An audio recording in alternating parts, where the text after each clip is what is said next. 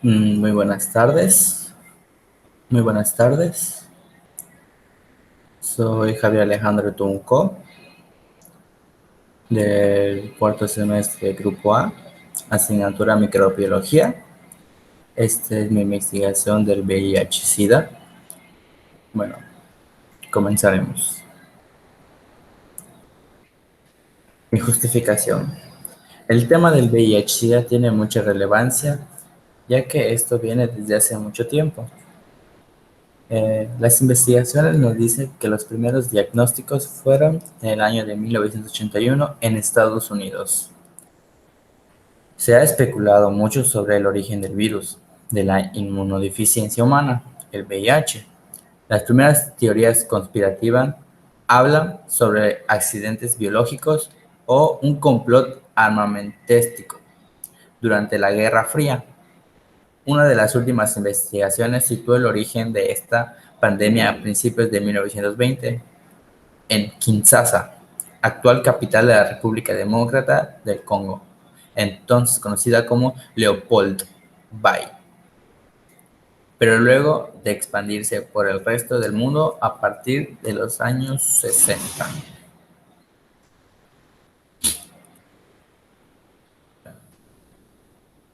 Aquí nos dice que apareció en el continente africano, aunque nadie conoce con certeza cómo el virus saltó de los animales al ser humano. Expertos apuntan que a partir que lo más probable fue que se transmitió alrededor de 1930 al entrar en contagio con la sangre infectada con los monos, debido a heridas o cortes de los hombres durante las cacerías. Debido a los movimientos migratorios, provocó la propagación. Eh, los primeros en estas líneas de difusión fueron los africanos subsaharianos que emigraron al Caribe.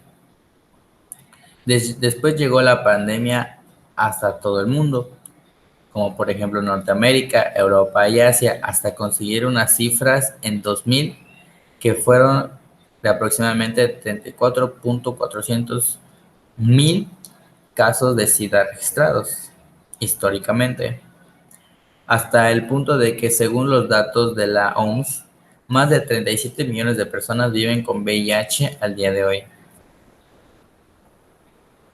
Algunas generalidades de este virus es que el VIH, sus siglas significan virus de inmunodeficiencia humana. Este virus daña el sistema inmunitario al destruir un tipo de glóbulo blanco que ayuda a su cuerpo a combatir las infecciones. El VIH ocasiona el SIDA, además de interferir con la capacidad del cuerpo a combatir infecciones.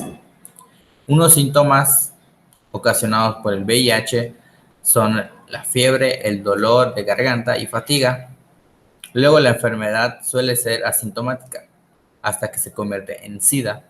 Los síntomas incluyen pérdida de peso, fiebre o sudores nocturnos, infecciones recurrentes y fatiga. Por desgracia, no existe cura para el SIDA. Aquí su origen y su evolución. La infección por el VIH en los seres humanos provino de un tipo de chimpancé en África Central. La versión del virus en los chimpancés llamado virus de inmunodeficiencia símica o VIS se puede haber transmitido a los seres humanos cuando cazaban a los chimpancés por su carne y entraron en contacto con esta sangre infectada. Los estudios muestran que el VIH pudo haber pasado de los chimpancés a los seres humanos ya a finales del año 1800. El virus se propagó lentamente por toda África a lo largo de varias décadas y luego a otras partes del mundo. Sabemos que el virus ha estado en Estados Unidos desde la segunda mitad del año 70, como mínimo. La categorización y taxonomía. Bueno, aquí podemos observar su taxonomía. El dominio es Riboviria, grupo virus AR monocatenario retrotranscrito, reino Parnavirae, orden Ortervirales, familia Retroviridae, género, lentivirus, especie, existen dos, del VIH tipo 1 y VIH tipo 2.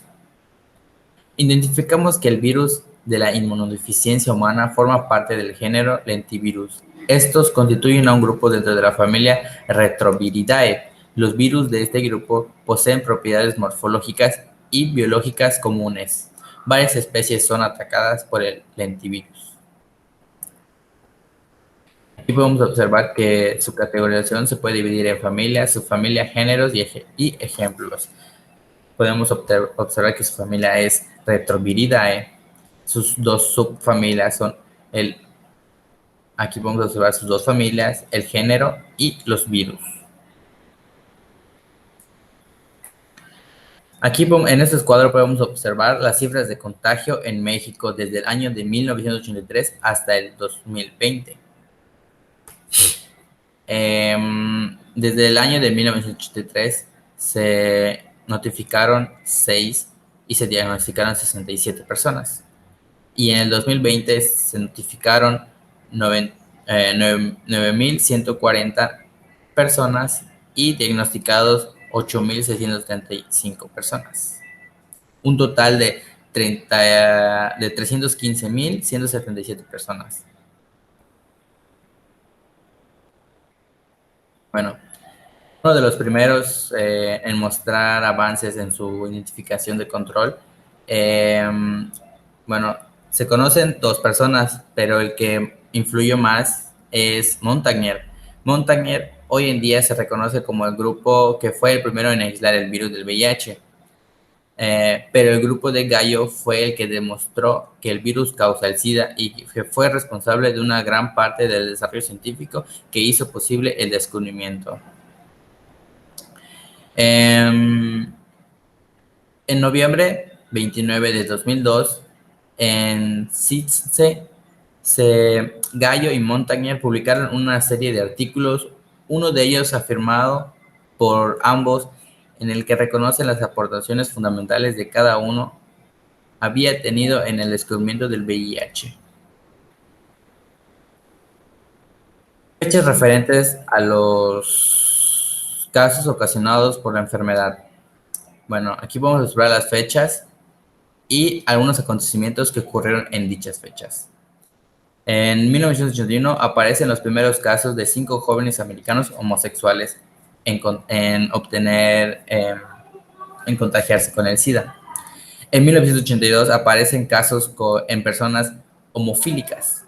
En 1983, Luc Montagnier descubre el agente causal del SIDA, el VIH. En 1985 se pone a punto el test para detectar la infección del SIDA. En 1986 se comienzan a aplicar el Ast-Sidobudonia. A partir de 1986 ha habido muchos avances, no solo en tratamientos y científicamente hablando, sino en el plano psicológico y social, creándose una concienciación de las verdaderas consecuencias de esta enfermedad y de sus posibilidades preventivas. Su morfología. El VIH consta de una bicapa lípida externa, como envoltura. Se han encontrado diferentes proteínas en la membrana del huésped, además de glicoproteínas virales asociadas al trímeros o tetrámeros. La glicoproteína de superficie GP123 está unida a una forma no covalente a la también glicoproteína transmembrana GPI41. Estos oligómeros son fundamentales para la actividad biológica del virón, ya que se aportan en el sitio de interacción y fusión con las células blancas, además de aumentar el tamaño del virus hasta 10 nanómetros. Las partículas virales maduras miden entre 100 y 130 nanómetros de diámetro, mientras que las inmaduras están entre 120 y 140 nanómetros.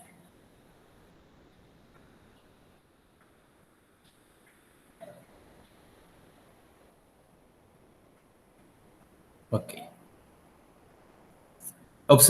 Aquí podemos observar que por debajo de la envoltura proteína midilicitina MA forma la matriz viral de la estructura icosaédrica.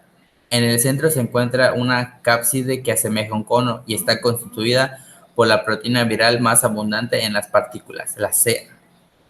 Las proteínas virales PR, RT, IN, NC, LI, más las dos cadenas idénticas de ARN y un par de iniciadores de ARN transferente.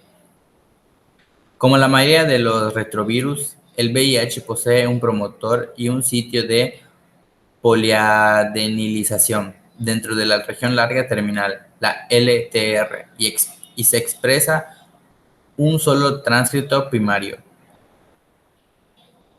Sus tipos de reproducción. El VIH busca sobre todo las células que tengan una proteína que se denomina receptor, CD4, al que puede unirse para infectar dichas células. El objetivo principal del VIH son las células CD4, un tipo de linfocito T, parte del sistema inmunitario, que tiene una gran cantidad de receptores CD4 en su superficie, aunque también puede infectar otras células inmunitarias que tienen dichos receptores, como los macrófagos o las células dendríticas. Estas otras líneas celulares no se ven tan afectadas por el virus, pero son importantes para la persistencia de la infección, ya que se cree que el antirretrovirales no actúan de forma tan eficaz en ellas. Bueno, su tipo de reproducción es un ciclo lítico. Aquí observamos más a detalle las etapas. Las etapas, aquí tengo puesto las etapas y cada una en qué consiste. Enlace y fusión. El VIH empieza su ciclo de vida cuando se liga a un receptor CD4 a uno de dos correceptores en la superficie de un linfocito TDC. Luego el virus se fusiona con la célula anfitriona. Después de la fusión, el virus libera ARN, su material genético, dentro de la célula anfitriona. Transcripción inversa. Una enzima de VIH conocida como transcriptasa inversa convierte la cadena simple del ARN vírico en cadena doble de ADN vírico. Integración. El nuevo ADN del VIH que se forma entra al núcleo de la única célula anfitriona, donde una enzima del VIH llamada integrasa esconde el ADN vírico dentro del propio ADN de la célula anfitriona. El ADN del VIH integrado se llama provirus. El provirus puede permanecer inactivo por varios años sin producir nuevas copias del VIH o produciendo muy pocas. La transcripción. Cuando la célula anfitriona recibe señal para volverse activa, el provirus usa una enzima anfitriona llamada polimerasa del ARN para crear copias del material genético del VIH y segmentos más cortos del ARN, conocidos como ARN pasajero. Bueno, el ensamblaje. La enzima del VIH llamada proteasa divide las cadenas largas de la proteína del VIH en pequeñas proteínas individuales. La gemación. El nuevo virus ensamblado brota de la célula anfitriona. Durante la germinación, el nuevo virus acapará parte de la envoltura del exterior de la célula. A esta envoltura que actúa como recubrimiento le brotan combinaciones de proteínas y azúcar, conocidas como las glucoproteínas del VIH. Bueno, y para finalizar, mi conclusión. Sabemos que el VIH-Sida, enfermedad descubierta en el año de 1983, originaria del Congo, fue una mutación del virus BIS. Virus catalogada como una pandemia mundial que afecta a todas las personas que tengan contacto sexual o por medio de sus fluidos de un huésped contagiado. Atacando nuestro sistema inmunológico, este trabajo realizado consultado con artículos de información nos brinda información referente al virus, el VIH, el cual señala que dicho virus sigue afectando a personas desde su fecha de descubrimiento hacia la actualidad. Esto conlleva a informarse del tema, así lograr reducir la tasa de infectados en el país y en el mundo. Y eso sería todo de mi parte. Muchas gracias.